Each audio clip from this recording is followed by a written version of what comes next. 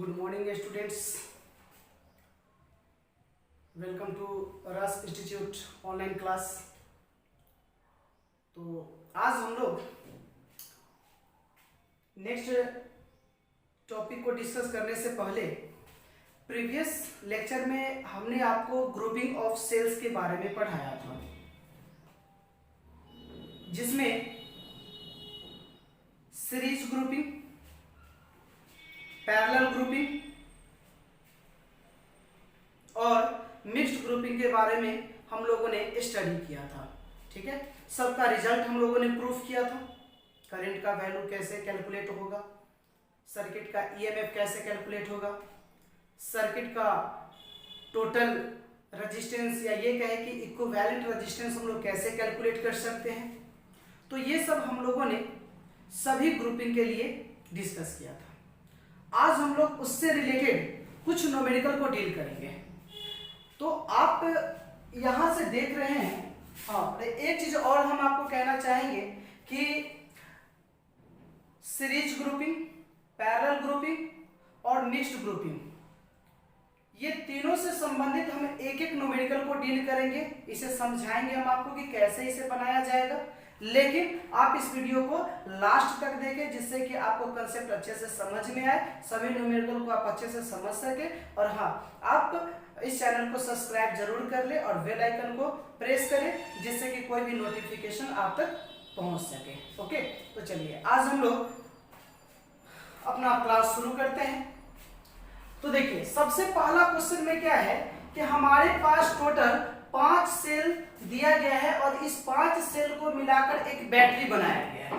ठीक है, यहाँ 5 सेल है और पांचों सेल को मिलाकर एक बैटरी बनाया गया है। लेकिन आप ये देखिए कि ये पांचों सेल जो है वो सीरीज में कनेक्ट है। कैसे पता चला? तो यहां से देखिए, पहला सेल का जो निगेटिव टर्मिनल है वो दूसरे सेल के पॉजिटिव टर्मिनल से कनेक्टेड है, फिर दूसरे का निगेटिव तीसरे के पॉजिटिव से कनेक्टेड है, फिर तीसरे सेल का जो निगेटिव टर्मिनल है वो चौथे सेल के पॉजिटिव टर्मिनल से। तो इस तरह से आप देख रहे हैं कि ये जो है वो सीरीज ग्रुपिंग का क्वेश्चन है। ठीक है, अब इसके बाद यहां पांचों सेल को हमने कनेक्ट करके इससे एक एक्सटर्नल रेजिस्टेंस R को कनेक्ट किया है। और ये देखिए, क्वेश्चन से रिलेटेड सारा इंफॉर्मेशन आपके सामने में मैंने यहाँ लिस्ट बना दिया है कि प्रत्येक सेल का विद्युत वाहक बल कितना है, 1.5 वोल्ट है। यानी कि इसको बोले तो ईएमएफ ऑफ ईच सेल 1.5 वोल्ट। Okay, internal resistance of each cell, प्रत्येक सेल का इंटरनल रेजिस्टेंस, उसका आंतरिक प्रतिरोध, जिसको हम स्मॉल r से डिनोट करते हैं, यह 0.5 ओम है। ठीक है, और एक्सटर्नल रेजिस्टेंस देख लीजिए, तो एक्सटर्नल रेजिस्टेंस जिसको हम कैपिटल R से इंडिकेट करते हैं, वो वैल्यू दिया हुआ है 22.5 ओम। ओके, तो यहां से हमें पूछा क्या गया है कि बाह्य प्रतिरोध में कितनी धारा प्रवाहित होगी, या फिर बैटरी से ली गई धारा करंट का वैल्यू बताइए। ठीक है, कि यह करंट जो है यह सेल जो है जिसको सीरीज में कनेक्ट किया गया है, इससे कितना करंट फ्लो होगा, इस करंट का वैल्यू निकालना है। तो ध्यान दीजिए, सिंपल ओम का नियम क्या कहता है कि current I that is equal to total EMF divided by equivalent resistance, equivalent resistance of the circuit. यानी कि I निकालने का ये हमारा एक बेसिक फॉर्मूला है। तो हमें क्या चाहिए, ईएमएफ ऑफ द सर्किट, यानी कि इस पांचों सेल को मिलाकर नेट ईएमएफ कितना होगा ये बताइए, सर्किट का, है ना, नेट ईएमएफ कितना होगा। तो अब हम लोग ये देखें कि चार्ज का फ्लो जो होता है वो low potential to high potential, ठीक है, और करंट का फ्लो जो होता है वो high potential to low potential होता है। ठीक है ना। तो अब यहां से देखिए, अगर यह current I high potential to low potential, लेकिन चार्ज जब लो पोटेंशियल से हाई पोटेंशियल जाएगा, तो चार्ज जब पहले सेल से जाएगा तो उसको एनर्जी कितना मिलेगी, E, दूसरे सेल से E, यानी कि यहां पर आप देख रहे हैं कि कुल विद्युत वाहक बल, कुल विद्युत वाहक बल यानी कि नेट ईएमएफ, क्या हम लिख सकते हैं नेट ईएमएफ, ई का वैल्यू कितना हो जाएगा? तो बताइए, पहले सेल का ईएमएफ कितना है? एक सेल का ईएमएफ 1.5 है, तो 1.5 कितनी बार इसको ऐड करेंगे? 5 बार। तो हम यहां से क्या करेंगे? 1.5 इंटू 5 इतना वोल्ट हो जाएगा। तो यह नेट ईएमएफ जो निकला वो किसका निकला? ये सर्किट का। तो सर्किट का नेट ईएमएफ कितना हो गया? 1.5 into 5 volt, that is equal to 7.5 volt. ठीक है, तो ये 7.5 वोल्ट हमें नेट ईएमएफ सर्किट का मालूम हो गया, यानी कि ई का टेंशन खत्म, ये हमें मालूम हो गया। अब हमें क्या चाहिए? आर इक्विवेलेंट चाहिए। तो ठीक है, हम आर इक्विवेलेंट निकालेंगे। तो देखिए, ये जो सेल है वह सीरीज में कनेक्ट है, तो इसका इंटरनल रेजिस्टेंस भी तो सीरीज में ही जुड़ा हुआ होगा। ठीक है, तो आप ये देखिए, प्रत्येक का इंटरनल रेजिस्टेंस कितना है? आर। सीरीज का फॉर्मूला याद कीजिए कि अगर रेजिस्टेंस सीरीज में कनेक्ट होता है तो उसके लिए हमारा फॉर्मूला आर इक्विवेलेंट होता है R1 plus R2 plus R3, यानी कि जितने भी रेजिस्टेंस सीरीज में जुड़े हुए हैं सबको ऐड कर देंगे। तो यहाँ सेल का इक्विवेलेंट रेजिस्टेंस कितना होगा? तो देखिए, हम क्या करते हैं, परिपथ यानी कि सर्किट, परिपथ को इंग्लिश में क्या बोलते हैं? सर्किट। परिपथ का है ना समतुल्य प्रतिरोध, समतुल्य प्रतिरोध यानी कि इक्विवेलेंट रेजिस्टेंस। तो समतुल्य प्रतिरोध निकालना है, तो समतुल्य प्रतिरोध कैसे निकलेगा? इक्विवेलेंट रेजिस्टेंस कैसे निकलेगा? तो वो देखिए, यहां पर सेल का इक्विवेलेंट रेजिस्टेंस तो ये हो जाएगा है ना 5 इंटू आर। क्यों हमने 5 इंटू आर किया?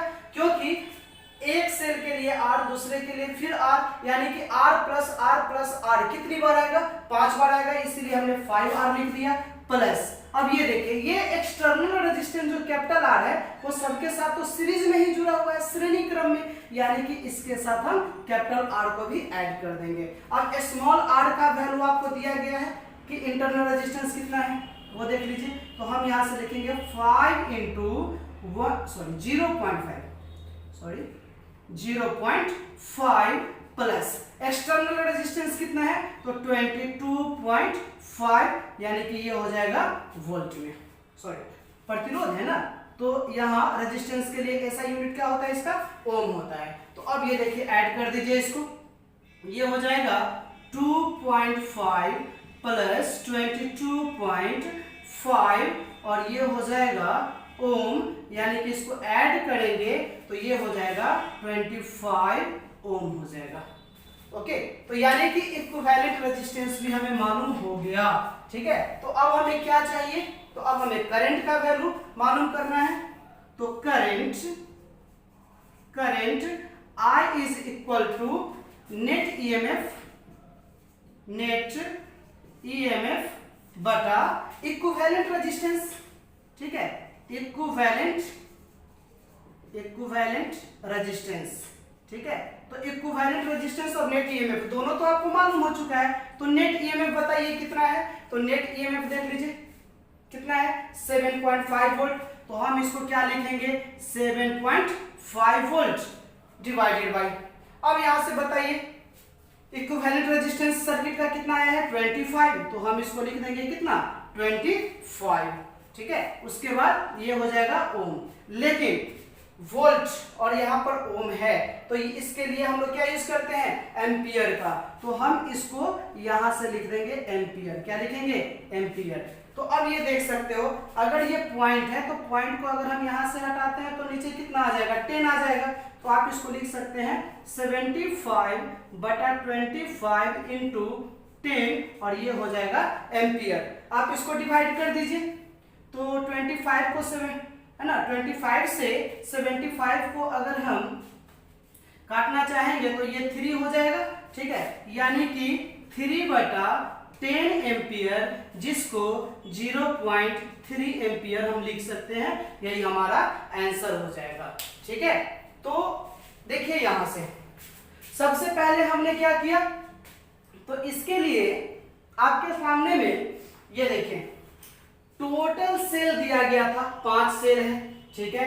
ये पांचों सेल सीरीज में कनेक्टेड है, तो इसका इंटरनल रेजिस्टेंस भी किस में आ जाएगा, सीरीज में आ जाएगा, है ना। ईएमएफ को क्या करते हैं हम लोग, ऐड कर देते हैं। कंसेप्ट को याद कीजिए, कंसेप्ट में मैंने बताया था कि सीरीज में जब भी हम सेल को कनेक्ट करते हैं तो ईएमएफ को ऐड कर देते हैं, तो हमने यहाँ ईएमएफ को क्या कर दिया, ऐड कर दिया।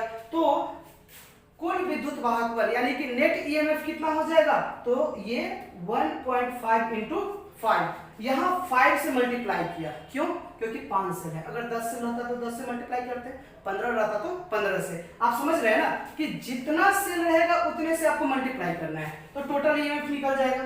अब इसके बाद सर्किट का इक्विवेलेंट रेजिस्टेंस निकालना है। ऐसे तो मैंने आपको फॉर्मूला बताया था कि इक्विवेलेंट रेजिस्टेंस का फॉर्मूला होता है NR प्लस R। यहाँ देखिए N का मल्टीप्लीकेशन स्मॉल r के साथ, प्लस क्या करना है, कैपिटल R करना है। तो हमने वही काम तो यहाँ पर भी किया है ना। N के जगह पर कितना 5 small r plus capital R। Capital R का वैल्यू मालूम है, स्मॉल r का वैल्यू मालूम है, तो इक्विवेलेंट रेजिस्टेंस 25 ओम। अब करंट का जो सिंपल फॉर्मूला होता है उसको आप लगाइए और उसके बाद कैलकुलेट करके आंसर ले आइए। आई होप, उम्मीद करते हैं हम कि आपको ये न्यूमेरिकल समझ में आया होगा, ठीक है। तो ये रहा सीरीज कॉम्बिनेशन के लिए। नेक्स्ट हम लोगों का क्या है, पैरेलल कॉम्बिनेशन। अब अगला क्वेश्चन देखिए, ये क्वेश्चन नंबर 2। टोटल सेल कितना है, 6 है, ठीक है।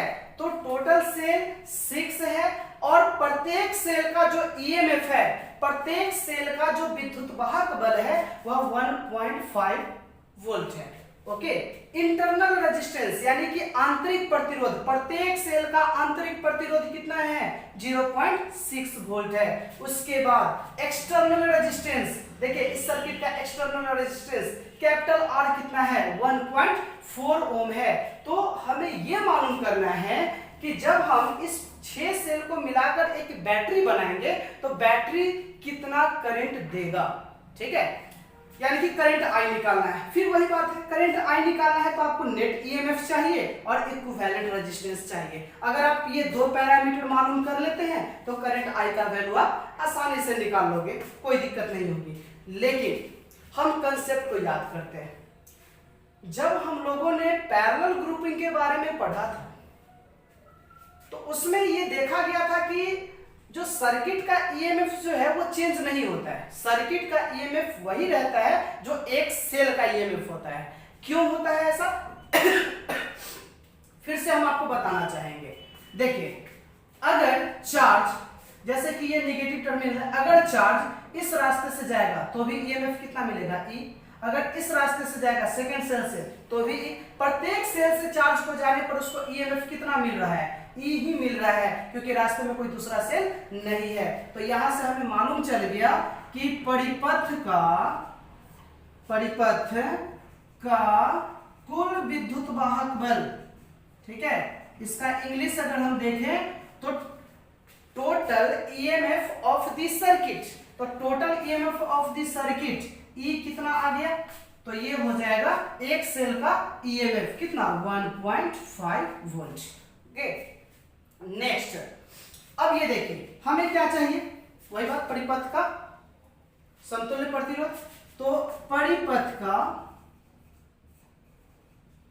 समतुल्य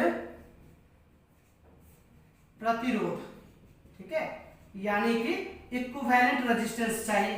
तो इक्विवेलेंट रेजिस्टेंस R इक्विवेलेंट कैसे निकलेगा, अब यहां पे आपको थोड़ा सा सोचना पड़ेगा। देखिए ये R यानी कि इंटरनल रेजिस्टेंस जो प्रत्येक सेल का है वो किस में जुड़ा हुआ है, तो आप कहोगे कि सर सेल तो अगर पैरेलल में जुड़ा हुआ है तो उसका इंटरनल रेजिस्टेंस भी तो पैरेलल में ही जुड़ा हुआ है। और पैरेलल का फॉर्मूला हम लोगों को मालूम है कि पैरेलल का फॉर्मूला होता है 1/R = 1/R1 + 1/R2 + 1/R3। यही हम लोगों ने डिराइव किया था।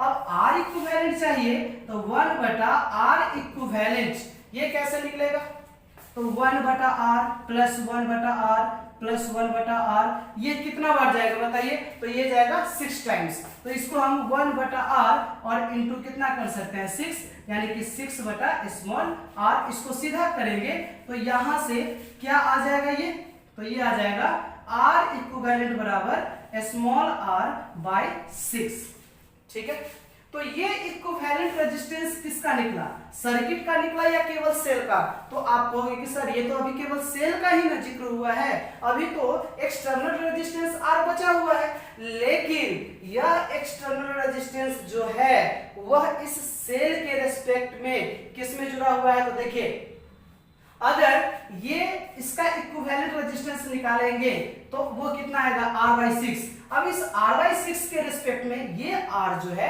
वो आपका सीरीज में कनेक्टेड है, ठीक है। तो सीरीज के फॉर्मूला के लिए आप क्या करते हो, इसमें प्लस R कनेक्ट कर दोगे, है ना, प्लस R को जोड़ दोगे, ठीक है। तो R इक्विवेलेंट हमारा कितना आ जाएगा, R/6 plus capital R, okay.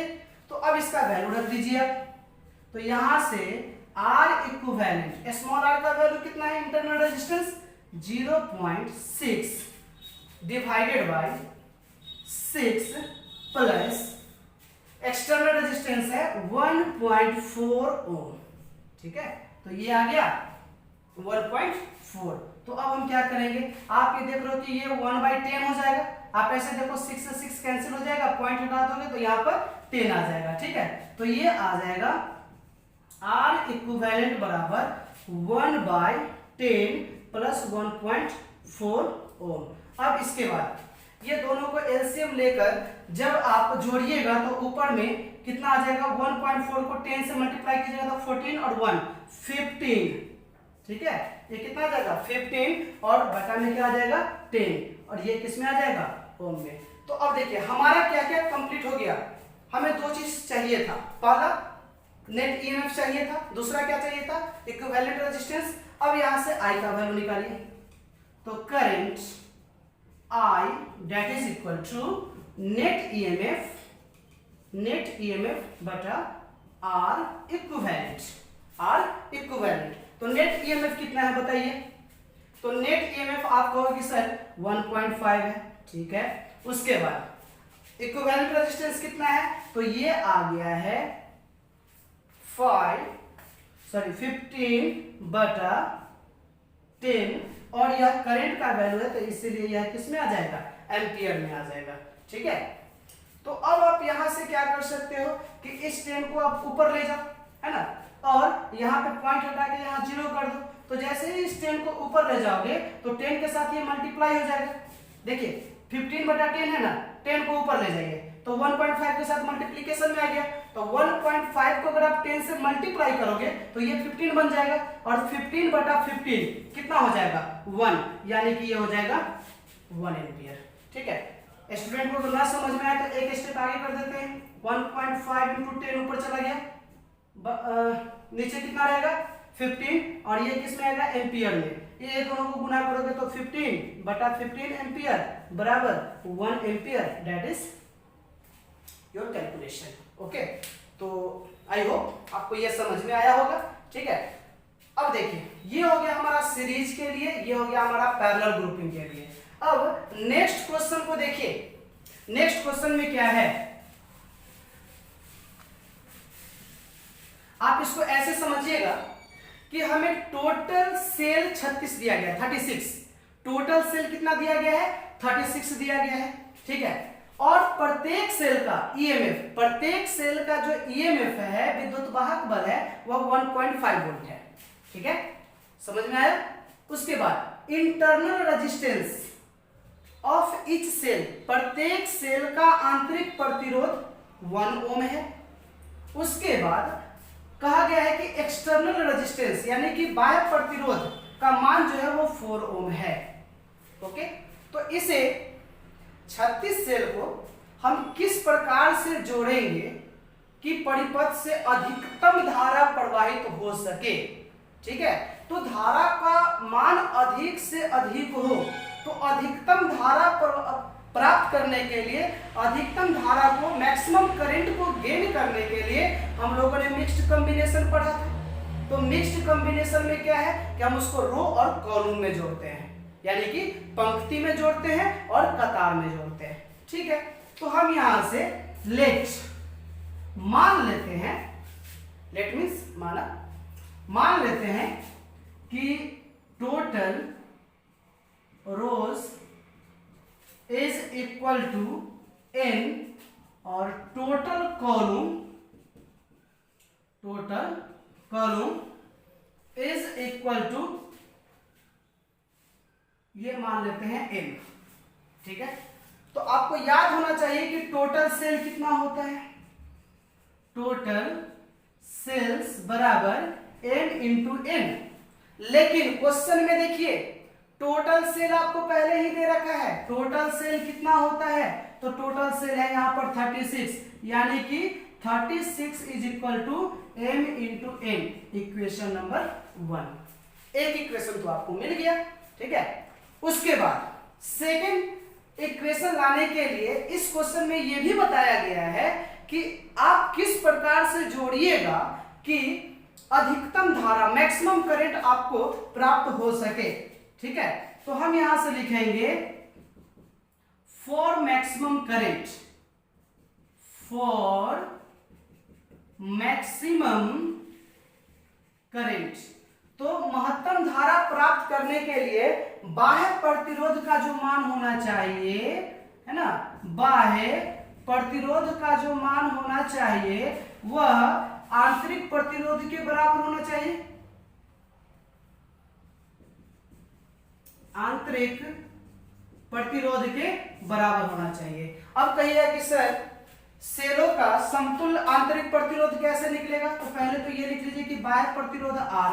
ठीक है, आंतरिक प्रतिरोध के लिए हमने आपको फॉर्मूला बनाया था, है ना, तो उस फॉर्मूले में मैंने आपको बताया था कि अगर एक रो में n सेल है तो वो हो जाएगा nr, और इसको डिवाइड कर दीजिए, कॉलम कितना है m, तो ये m हो जाएगा। अब इसका वैल्यू रख दीजिए, कैपिटल R का वैल्यू कितना है, क्वेश्चन में देखिए 4 बराबर n इंटू स्मॉल r का वैल्यू कितना है 1 बटा m, क्रॉस मल्टीप्लीकेशन कीजिए तो n बराबर 4m, इक्वेशन नंबर 2 हो जाएगा। ठीक है, तो अब यहां से आप 1 और 2 से, तो 1 नंबर इक्वेशन को आप ले लीजिए, तो 1 नंबर इक्वेशन को जब लीजिएगा तो ये हो जाएगा m into n is equal to 36, n का वैल्यू कितना है 4m आया ना, तो यहां से m इंटू 4m बराबर 36, यानी कि 4 से जब इसको डिवाइड कीजिएगा तो 9 आ जाएगा। ठीक है, अब इसके बाद m स्क्वायर बराबर 9, यानी कि m बराबर plus minus 3।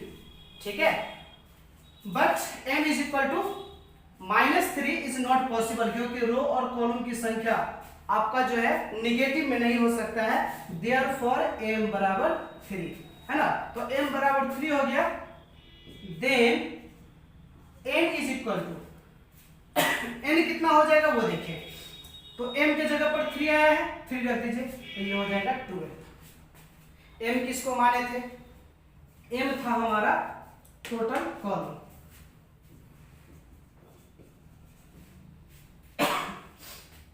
Total column is equal to total column m, तो m बराबर हो जाएगा 3, total row is equal to n बराबर 12। ठीक है, अब इसके बाद आपसे अगर एक क्वेश्चन और पूछ दिया जाए कि मैक्सिमम करंट बताइए, सॉरी करंट का वैल्यू बताइए कि बैटरी जो आप बनाइएगा 36 सेल को लेकर उससे करंट कितना होगा। ठीक है, तो करंट का वैल्यू जरा आप याद कीजिए, तो I बराबर क्या था m इंटू n, और इसका गुना किसके साथ था, EMF E के साथ, और उसके बाद था n r plus m into capital R। ठीक है, अब सबका वैल्यू आप यहां पे रख दीजिए, तो I बराबर m इंटू n कितना है 36 इंटू EMF कितना है 1.5 डिवाइडेड बाय n r, बताइए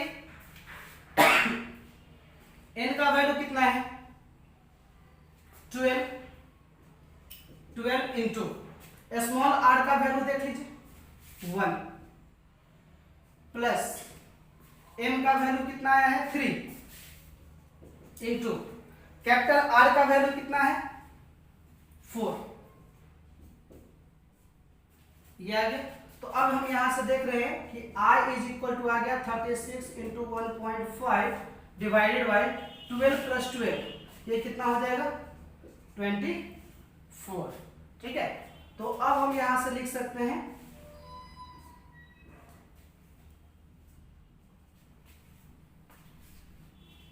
12 से डिवाइड कर दीजिए। ठीक है, तो 12 से काटिएगा तो ये 2 हो जाएगा और ये 3 हो जाएगा, यानी कि I इज इक्वल टू हो जाएगा 4.5/2 और ये एम्पियर में जाएगा।